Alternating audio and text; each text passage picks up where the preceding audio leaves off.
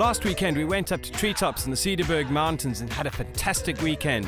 This episode, we're heading up to Namibia on the southwest coast of South Africa, and if I were you, I wouldn't miss a minute. When I consider our history as a species, human beings have been nomadic scavenging beach bums and bush babies for far longer than we've lived in houses or had running water. If it squirted, squeaked or breathed, it invariably ended up being slapped on the coals and cooked in the great outdoors. And it's only in the last couple of 100 years or so that we've forgotten the knowledge that made us the most successful hunter-gatherers and gastronomic kings and queens on the planet. My name is Justin Bonello and welcome to Cooked.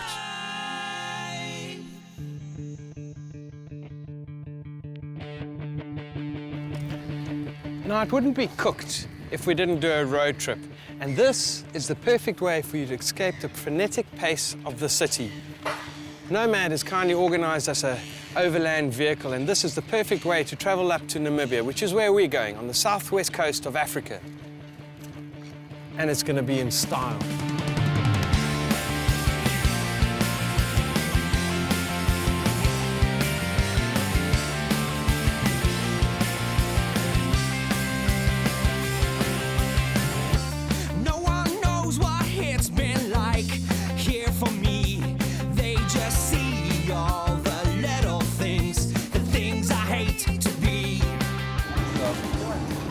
So we've been on the open road for 3 hours. It's time for a little bit of tucker. We've stopped at the perfect place next to the Clam William Dam, and I'm going to make up hamburgers because who really wants to eat those greasy things that they make at those fast food joints along the open road? So that's about that, guys.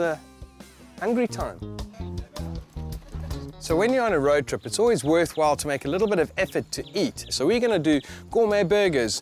One straightforward one with yogurt, mint, parsley and garlic sauce, and another one with Madagascan peppers. And, you know, fresh ingredients, much better than the stuff you find along the way. And by the way, this dam behind us is where I first caught a fish when I was sort of 6 or 7 years old, a long time back in time. So I'm going to get straight into it because it's straightforward. I'm going to start with the Madagascan pepper sauce because that's going to take the longest. All we have to do to start this off, a little knob of butter. And you're going to chuck in about the same amount of corn flour to butter in a couple of seconds. Some Madagascan peppercorns. And I'm just going to crush a couple of them first just to get the flavors going. And then I'm going to chuck the rest in whole. And you want lots. Who wants a pepper sauce when they don't have peppercorns? Now, the trick with making a bechamel sauce is to take it off the heat before you add the flour. And as I said, about as much flour as you had butter. And you stir it up now till it starts thickening up like this, and then you start adding milk a little bit at a time. Walt, why don't you give us a hand? Just pour a dash of milk in there at a time. Walt, by the way, is our overland guide. So he does this for 26 people for sort of 3-4 weeks on the open road while going overland through Africa, so this is nothing new. In fact, this is more like a holiday for Walt. All right, stop. Oh, I just want to get this going first. Normally you add it slowly. And you'll see it'll be a smooth sauce. The trick is just to do it slowly. Oh, well, don't go anywhere. You're going to come back here and help me. You think you get away that easily. Right, Walt, a little bit more milk here for me. And then I'm going to ask you to keep stirring this. If it thickens up too much, just add a little bit more milk for me. Right, so what I'm going to do now is the cucumber, garlic, mint, and parsley. It's very nice. Someone's given us some flowers out here.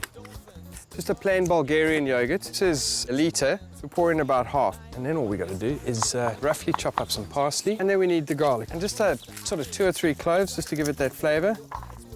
And then, Lisa, don't you want to start cutting some rolls and buttering them for us? And then, Garth, won't you start pan frying some of these Morris's hamburgers up?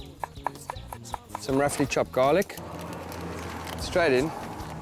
Some mint. Now, this is a basil mint. You can see by the big leaves. You end up with that. Chuck that straight in as well. So now I just got to peel the cucumber quickly.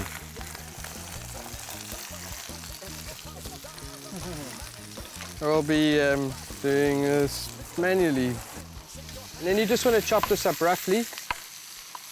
You chuck it all in and give it a quick mix. How are those doing, Garth? Are they almost done? Almost.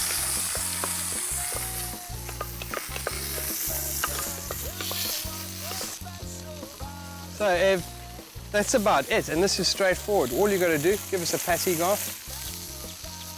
Now we've got the different flavors, so we'll start off with this one. Whack a dollop of your sauce on top. Tomato.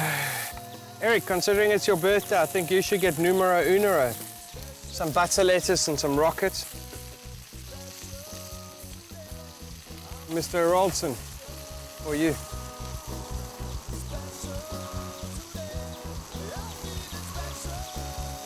And how about a little bit of sauce there, please, Walt?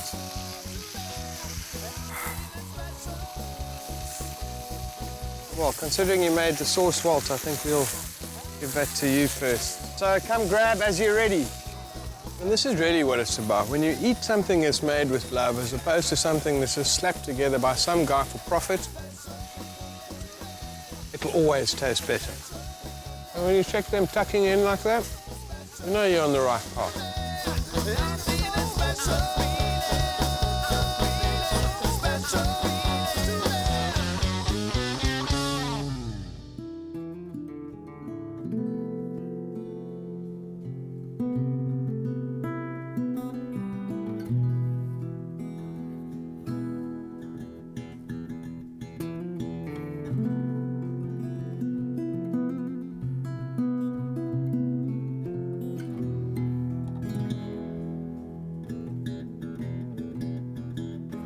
So we've arrived at the Felix Untie Camp on the Orange River. Everyone's had a little bit of time to settle in and sort out their tents and things. Behind me is South Africa, and we're standing now on Namibian soil. Tomorrow, we're going down that river in canoes. So I'm going to make everyone a cannelloni stuffed with a chicken coriander, and that's a carbohydrate meal because they're going to need the energy to get down the river. Do you know, the other side you've got to consider is that when you go overland, you don't have to eat like tinned bully beef and stuff. You can really make something exciting for your mates. So that's exactly what I'm going to do now. I've pre-made this because it's not really that difficult to chuck an egg and a cup of flour together and knead it until you get this sort of consistency. And really, when you have the chance, make fresh pasta. And come take a look here. I left the other half of the pasta machine in Cape Town, so I had to do a little bit of a boer maak 'n plan. Roughly translated, that means I had to make a plan, hence the clamp. Straight into it. Roll it out into like a sausage. So if you've used a pasta machine before, you put it through its thickest setting first. I'm just going to fold it over again to get it nice and smooth. And then you start going thinner and thinner. So now all I've got to do is cut these into squares about 6-7 centimeters long. So I'm going to carry on, 6-7 centimeters long. Bring me that beer, please, because I no longer have one, Lugero. Long day on the road. Okay, and then you've just got to cut them into squares roughly 6 or 7 centimeters long, and then boil them straight away, because what you want to do is par cook these, because they won't cook beautifully just now. And then the next thing I've got to do is get Garth to start frying some sausage up, and you'll see why in a couple of seconds. Okay, in the meantime, I'm going to make a bechamel sauce. Now, you've generally got to use as much flour as butter, and I think I'm going to need a little bit more butter. Get that, it's got to melt up first. Give it a couple of seconds. It's not like you're cooking in a kitchen where everything's at hand. And cooking on the road sometimes can be really hard. So, let this melt up, and then we're going to add the same amount of corn flour to it. But what you've got to do is take it off the heat. Otherwise, you're going to end up with a lumpy sauce, and who wants that? So, right, Ev, now that the butter's melted up, what we've got to do is add the bechamel. We've got to add the corn flour, and about the same amount, as I said, of butter. And if you don't take it off the heat, it's going to go all thick and lumpy, which is the last thing we want. So mix it in evenly. It'll start thickening up straight away. This is going to be fantastic. If you think about it, this river makes us insignificant. It's been running for millions of years. In our history, or my lifetime, I'll be just a speck of dust compared to how long this river will be around and has been around. And tomorrow we get to cruise down it and chill out along the way. And I think that's like a really awesome way to start our overland trip. Okay, now what you've got to do is slowly start adding cream. Just mix it in so it's evenly spread around. Okay, this is almost ready. I've got to add a little bit of milk.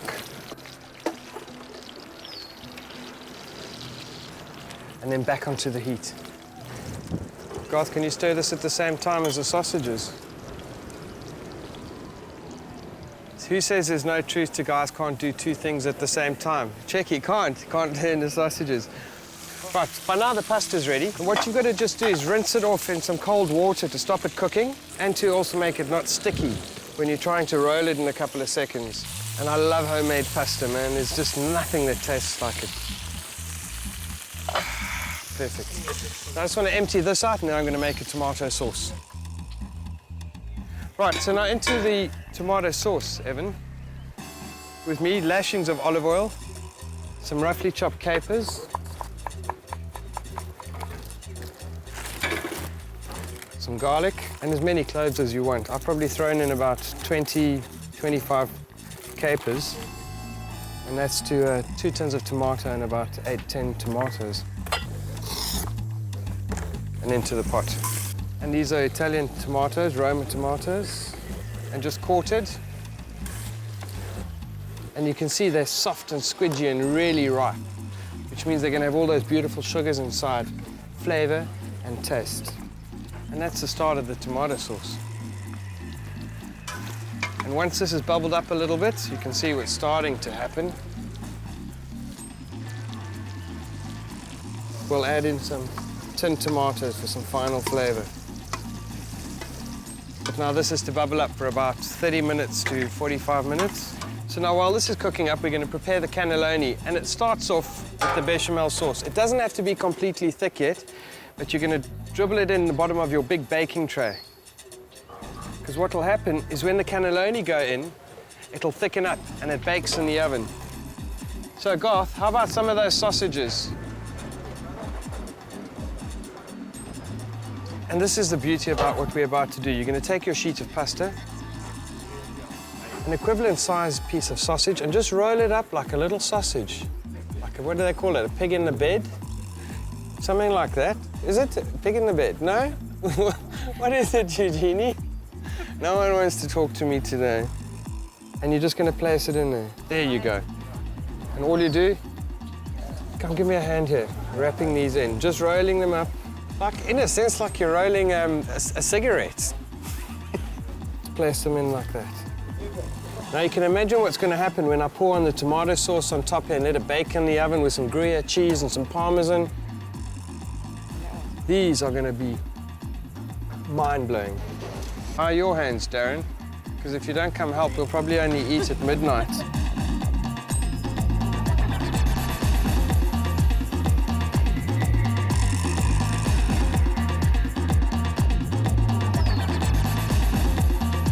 Anyone want to taste some of the most delicious sausage here?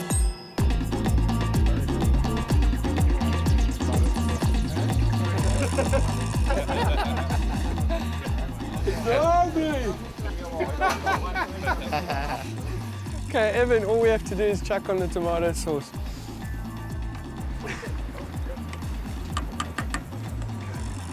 Now, this is a one-time opportunity shot here, Evan, so if you don't get it right, there's no another shot, huh? No pressure, anything like that. Normally, I'm the one that feels it.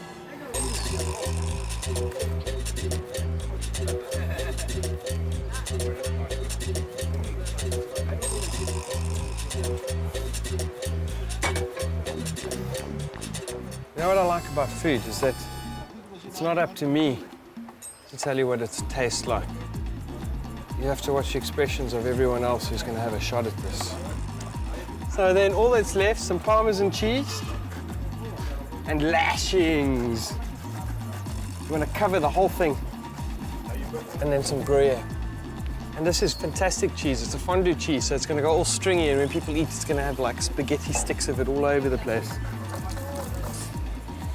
This is going to go into the oven, bake for about 30 minutes, at 180 degrees, and turn into a little bit of heaven for everyone. And that's it. Do you want to come along to the kitchen? Now you can drink and be merry for half an hour or so, and then we can eat. And you must feel what this weighs. Carlos, thank you. And Ev, take a last look at it now, because half an hour from now, it's going to be fantastic.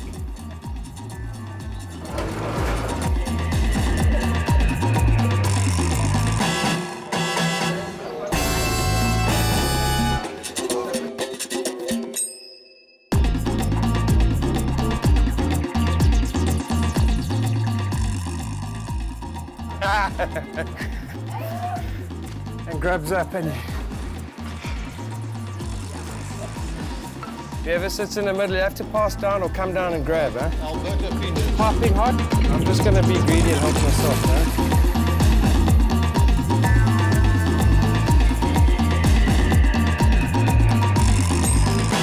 I'll try to show you what that looks like.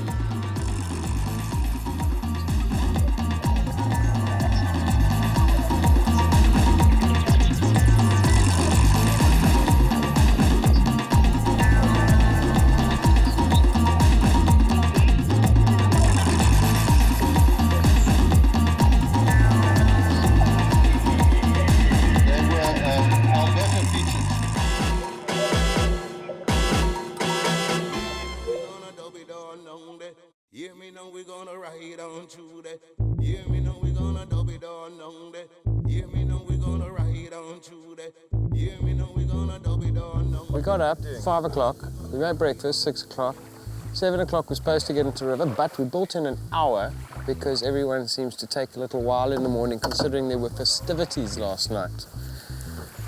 Cheers.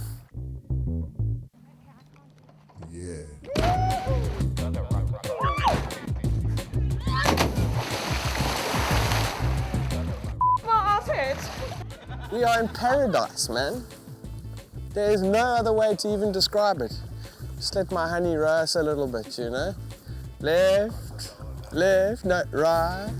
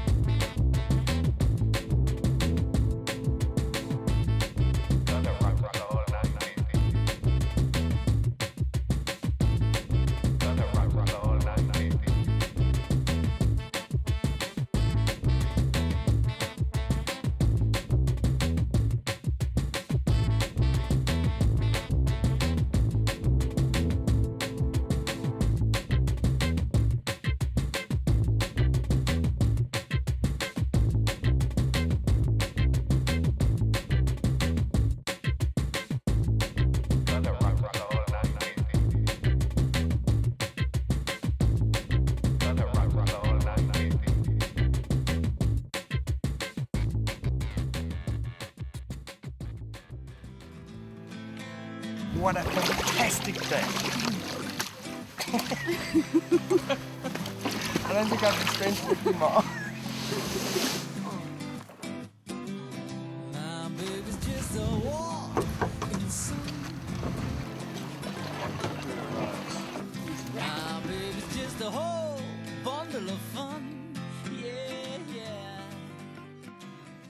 So we've arrived at what the guides affectionately call Clifton, and if you know anything about South Africa, it's this fantastic beach that parks off on the Atlantic coast. This is their equivalent, and the guides say it's one of the best campsites on the river. Well, it's a little bit debatable, but I think it's just such a fantastic spot. We're in the Orange River Valley. We're sitting on Namibia here, South Africa on that side, and I'm going to start off cooking a little bit of an ancient cooking method, which involves us collecting a whole lot of rocks first. So you've got to give us sort of half an hour to have a cold one, and then we'll get straight into late lunch, early dinner.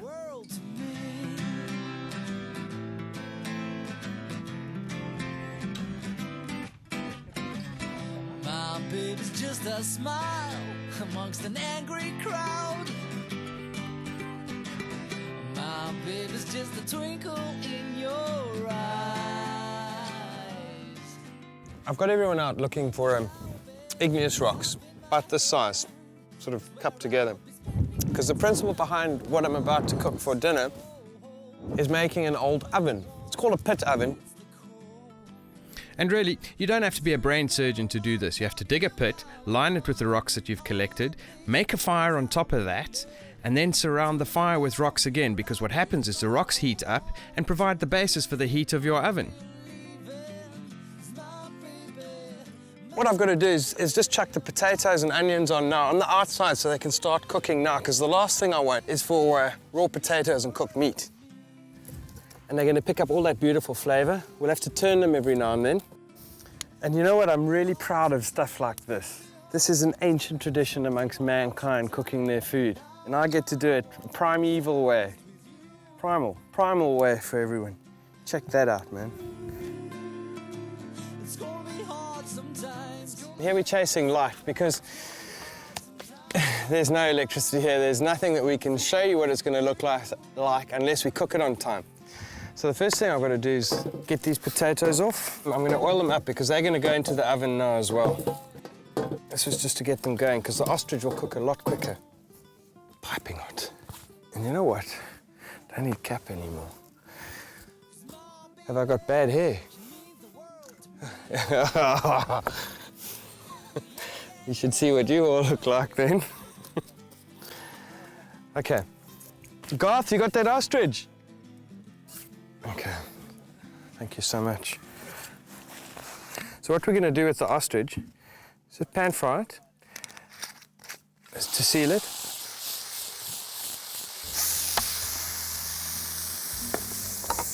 It was impressive, eh? I almost heard the crowd go. And then I'm going to stick sprigs of rosemary and whole cloves of garlic in all over the place. Then all we have to do is cover it in black pepper. And then we're going to whack it straight on. I just need to put some tin foil on it because what I'm about to do means you might get sand on it.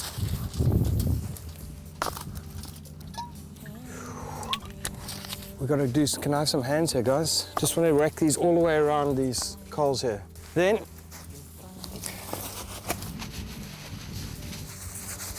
the fantastic part and why we've dragged this all the way down the river.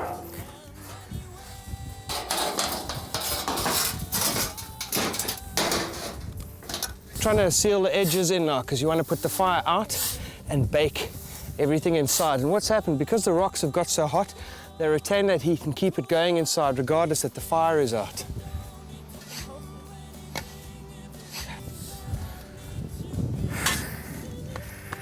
And that's it. Hour and a half from now, grubs up. Anywhere near mothers and babies. The guides don't trust me and I'm making their own food. They don't think it's going to work, huh? So I'm just going to commandeer their fire and make up a quick little dark chocolate, sweated dark chocolate, I should say, cranberry and red wine sauce to go with the ostrich. And all we're going to do is dunk it. Dunk it. We'll go all over again. You've got to love that sound, though.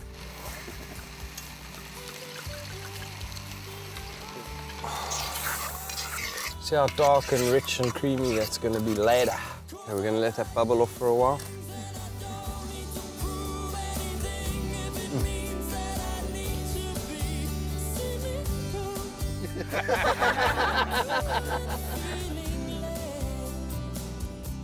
Now this has been about an hour and 15 minutes, somewhere thereabouts. And the real trick now is to take everything off without getting sand all over it. That's it. Okay, carefully, yeah? 2, 3, go.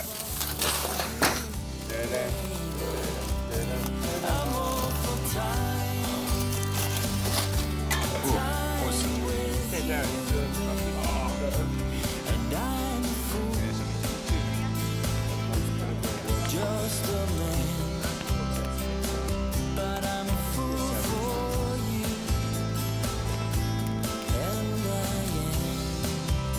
am, baby, I'm your man.